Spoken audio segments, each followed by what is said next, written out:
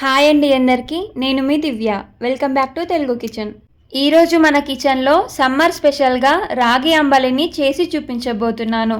మన పూర్వీకులు, పెద్దవాళ్ళు, అమ్మమ్మలు ఎక్కువగా ఈ రాగి అంబలిని చేసుకుని తాగేవాళ్ళు. అందుకే వాళ్ళు చాలా స్ట్రాంగ్గా, ఆరోగ్యంగా ఉండేవాళ్ళనమాట. అంతేకాకుండా ఎన్నో పోషకాలు ఉన్న ఈ రాగి అంబలి మనకు సమ్మర్లో వంటికి చల్లదనాన్ని కూడా ఇస్తుంది. ఈ రాగి అంబలిని మీరు ఫస్ట్ టైం ప్రిపేర్ చేస్తున్నా సరే ఈ వీడియో చూస్తే పర్ఫెక్ట్గా ప్రిపేర్ చేసేస్తారు. మరి మన పెద్దవాళ్ళ పద్ధతిలో చాలా సింపుల్గా ఈ రాగి అంబలిని ఎలా చేయాలో చూసేద్దాం పదండి. ముందుగా అంబలి ప్రిపేర్ చేసుకోవడానికి నేను 1 కప్పు రాగి పిండిని తీసుకుంటున్నాను. ఇది మిల్లులో పట్టించిన పిండి అన్నమాట. మీరు కావాలంటే రెడీమేడ్ది కూడా యూజ్ చేయొచ్చు. ఇప్పుడు ఒక బౌల్ తీసుకొని ఇందులోకి మనం ఏ కప్పుతో అయితే రాగి పిండిని తీసుకుంటున్నామో అదే కప్పుతో 5 కప్పుల నీళ్లను తీసుకోండి. అంటే 1 కప్పు పిండికి 5 కప్పుల నీళ్లను తీసుకోవాలన్నమాట. ఇలా బౌల్లోకి నీళ్ళని తీసుకున్న తర్వాత ఇప్పుడు ఈ నీటిని కాస్త వేడి చేద్దాము. మరీ వేడిగా కాకుండా కాస్త గోరువెచ్చగా అవగానే స్టవ్ ఆఫ్ చేసేసుకొని ఇందులోకి మనం తీసుకున్న పిండిని అంటే 1 కప్పు రాగి పిండిని ఈ నీళ్ళల్లోకి వేసుకొని గరిటెతో బాగా కలపండి. పిండి అనేది ఉండలుండలు లేకుండా మొత్తం స్మూత్గా అయ్యేలాగా కలపండి. ఇలా కలుపుకున్న తర్వాత ఇప్పుడు ఈ బౌల్ పై నుండి ఒక మూత పెట్టేసి నైట్ అంతా అంటే 10 నుండి 12 గంటల పాటు పక్కనుంచండి. మార్నింగ్ కల్లా పిండి బాగా పులుస్తుంది. మళ్ళీ నెక్స్ట్ డే మార్నింగ్ మూత ఓపెన్ చేసి చూపిస్తున్నాను. చూడండి, పిండి మొత్తం బాగా నానిపోయి నీళ్లు పైకి తేలాయి అండ్ పిండి అంతా కూడా కిందకు వచ్చేసింది.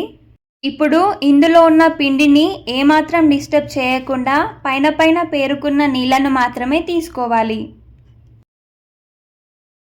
ఇలా వేరే బౌల్, కొంచెం పెద్దగా ఉన్న బౌల్ని తీసుకొని ఇందులోకి పైన పేరుకున్న నీటిని తీసుకోండి. అడుగున ఉన్న ఈ పిండిని కాసేపు ఇలాగే పక్కనుంచండి. ఇప్పుడు మనం పైన పేరుకున్న నీళ్లను తీసుకున్న బౌల్లోకే మరో 2 కప్పుల నీళ్లను తీసుకోవాలి. అంటే మనం ఇక్కడ 1 కప్పు రాగి పిండితో అంబలి చేయడానికి దాదాపుగా 7 నుండి 8 కప్పుల నీళ్లను వాడుతున్నామన్నమాట. నెక్స్ట్ ఇక మనం నీటిని వేడి చేసుకోవాలి. సో ఇప్పుడు స్టవ్ ఆన్ చేసేసుకొని ఈ నీళ్ళలోకి కొద్దిగా సాల్ట్ని వేసుకొని పైనుండి మూత పెట్టేసి ఈ నీటిని మరిగించుకోవాలి. ఇలా నీళ్లు బాగా మరుగుతున్నప్పుడు మనం పక్కన పెట్టుకున్న రాగి పిండిని ఇలా ఒకసారి బాగా మిక్స్ చేసేసుకొని మరుగుతున్న ఈ నీళ్ళల్లోకి నెమ్మదిగా వేసుకుంటూ కలపండి. లేదంటే మళ్ళీ పిండి అనేది ముద్దలు కడుతుంది. సో ఈ విధంగా కలుపుకున్న తర్వాత దీనిని ఒక 10 నిమిషాల పాటు మీడియం హీట్లో ఉంచి కుక్ చేయండి. ఈ రాగి అంబలిని ఒక్కొక్కరు ఒక్కోలాగా ప్రిపేర్ చేస్తూ ఉంటారు.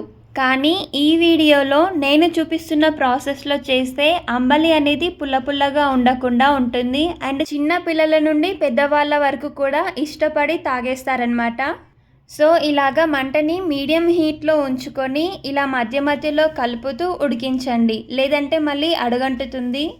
చూడండి, పిండి చక్కగా ఉడికిపోయి అంబలి కన్సిస్టెన్సీ పర్ఫెక్ట్గా వచ్చింది. ఇలా ఈ కన్సిస్టెన్సీలో ఉన్నప్పుడే స్టవ్ ఆఫ్ చేసేయండి.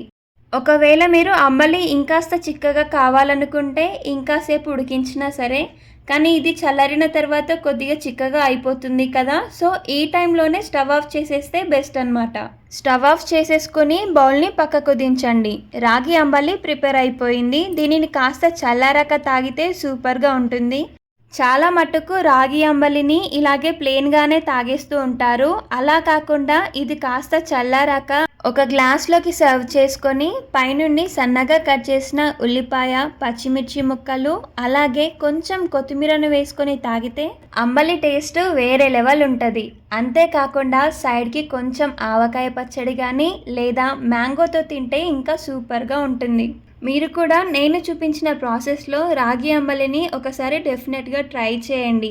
అలాగే ట్రై చేశాక మీకు ఎలా కుదిరిందో నాతో కామెంట్లో చెప్పండి.